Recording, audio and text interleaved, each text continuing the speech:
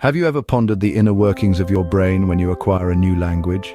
It's a fascinating process akin to a complex dance where neurons fire, synapses connect, and brain structures alter.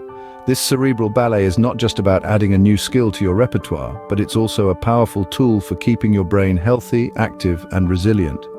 Delving into the science behind this phenomenon, we find that learning a new language activates various parts of the brain, primarily the left hemisphere, known for its role in language and speech. It's like a workout for your brain, stretching and strengthening the cognitive muscles. When you grapple with the syntax of a new language, your brain's Broca's area involved in speech production is stimulated.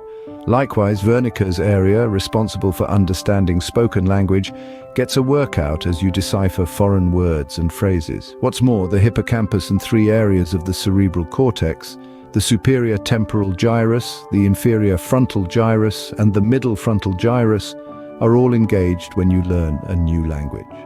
These areas are involved in memory formation and complex thinking. So by learning a new language, you're essentially giving them a rigorous workout, promoting their health and functionality. And it doesn't stop there.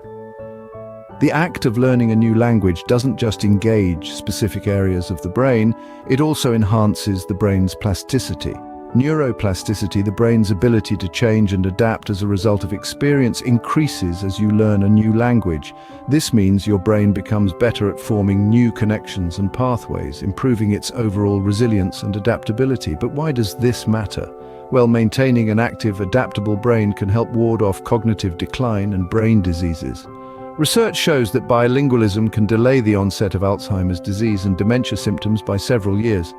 Not only that, but mastering a new language can improve your attention, memory, and problem-solving skills, making you more mentally agile in your everyday life. So to summarize, when you learn a new language, you're doing much more than adding a skill to your CV.